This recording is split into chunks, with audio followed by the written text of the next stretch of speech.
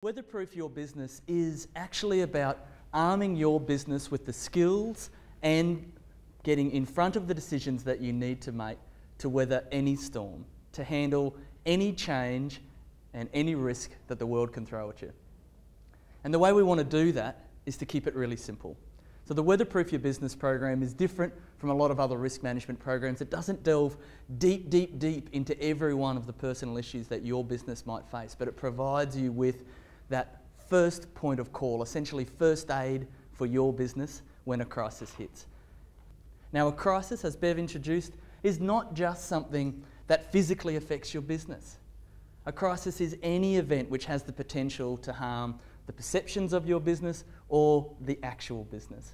We work with businesses right throughout the flood and cyclone seasons in Queensland over the last 5 years, and we found that many businesses were not physically affected, and yet their businesses have struggled to get the turnover and the cash back in the bank that they need because of the value and challenges of perception. So we want to talk about all of those issues today. How to physically get your business back up and running again, and how to challenge and tackle those perceptions. If your business hasn't been through a major risk or crisis in the last 4 or 5 years, then I wouldn't like to say to expect one, but all businesses go through them. So what we want you to do is to be prepared for that event to occur.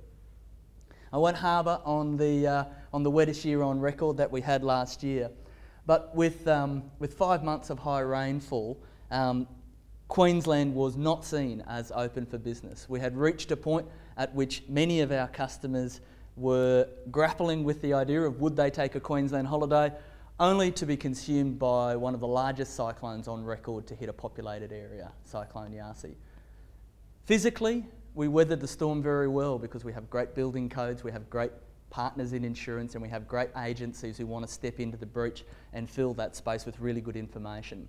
But the challenge is real. Some of the challenges are not so big. Some of them could be as small as a potential handbag swimming in your swimming pool. There are all sorts of challenges and risks that face your business. How you respond to them and how you deal with your customers there on the day and with the media, if you get an opportunity to do so, is what today is all about. Putting your best foot forward in a crisis situation. Now, for those of you who have their computers, the business continuity template you'll see is not a very long document. We hope that it's going to become your Bible of templates. For those of you that are working in hard copy, this is the form that we're going to be using today. So if you wouldn't mind putting your name and the business name on the front and popping your signature on the front, that is for me your commitment to do 2 things. One, to see this program all the way through. Today, in the 4 hours we have together, we'll cover off on an enormous amount of things. But there will be things you'll need to do back in your own business. So I ask you to, 1, commit to completing the templates when you get back to your business, and that should only take you a few hours at most. But secondly, and as Lynn said, importantly, you need to take from today the skill, willingness and ability to teach others the things that you learn here today. We did some work for the Asia Pacific Economic Forum in 2008, and we found that 80% of businesses who faced a major crisis or event, something really significant, simply did not last 2 years. Any guess on what the major contributing factor to not surviving 2 years? Bev, what do you think might have been the major contributing factor to businesses not making it 2 years after a crisis? Faith in the business? Yeah. Perceptions of the business? Alan, what do you think? What are some of the things that might contribute to a business not being able to get back up to speed? Cash flow. Yeah. So there's a couple of really important points in there. Perception, cash flow, and ability to get back to business as quickly as possible. The faster you can get back to business, not only do you start putting money back in the bank account again, but you tackle the other 2 issues, cash flow, and you start to challenge the perceptions. We're back up and going, we're confident, and we know that we're moving forward. And that's exactly what it comes down to. We call it a roadmap to recovery. This is the resources that your business expends during a crisis, and this is the amount of time. Unsurprisingly, if the resources you invest and the time extends with that maximum amount of resources, you'll drain your cash flows very quickly. Very few businesses have an enormous amount of cash sitting in the bank waiting for a moment like this.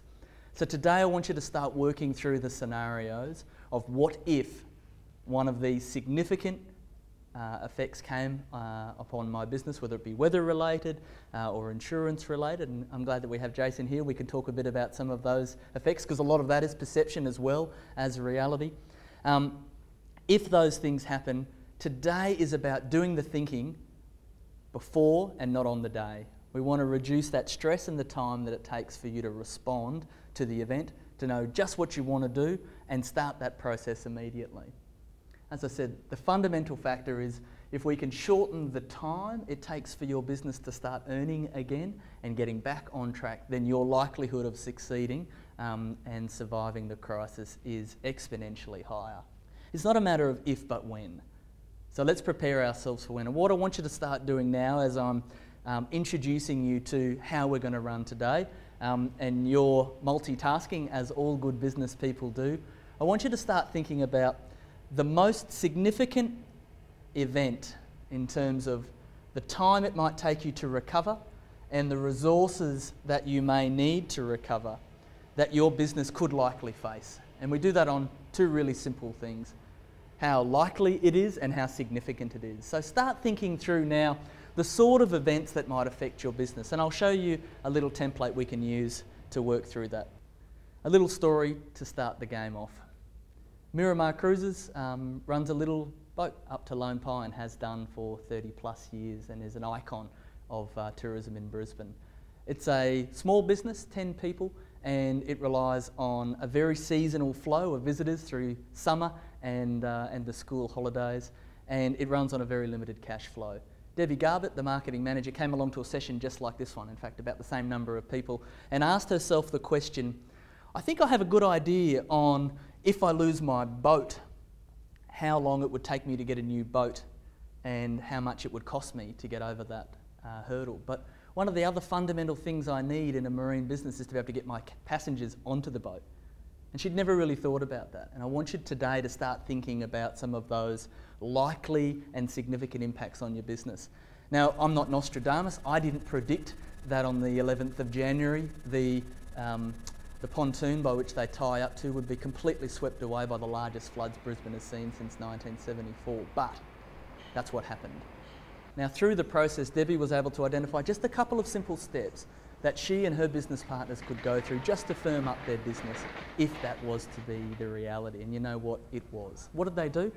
They identified another berth that they could use. They spoke to MSQ, the Maritime Safety Queensland, to identify what barriers there might be to tying up at another berth. And they made contact with the other berth operator to say, what would you need from us in terms of lead time? Do I have the right depth? Can I get a turning circle? Where are my customers going to go? Really, it was a few half-hour conversations. Thankfully, that happened in November. MSQ actually had a workshop about it in December because they were unsure what the situation would be, and they went through their own crisis management response exercise, and what they found was, yes, that could be done. So on the 11th of January, Debbie started making her first phone calls to the two people she'd already reached out to, the guy in MSQ and the lady from the wharf in the Breakfast Creek. Both of them said, look, we're happy to work with you, we understand your situation. That simple couple of half-hour phone calls reduced the amount of time from about 10 weeks they thought it would take to getting back into operation in 6 weeks. Actually, in 4 weeks, they took their first booking to take people back onto the river once all of the safety requirements of MSQ were met. And that simple exercise of shortening the amount of time meant that they didn't lose one of their major clients, a young lady who had 2 years in advance booked to have her wedding on the boat. Now, that simple fact made a huge difference in a lot of people's lives, and from Miramar Cruises' perspective, it's one of the few things they put down to their business still being here today. Just that little bit of preparation. You know, my grandmother said it, and yours probably did too, a stitch in time saves 9. And that stitch in time is what we're here for today. So start thinking today about the things that could unhook your business from your cash flow and from those positive perceptions your business needs, and let's start working out the solutions to get you back into business as quickly.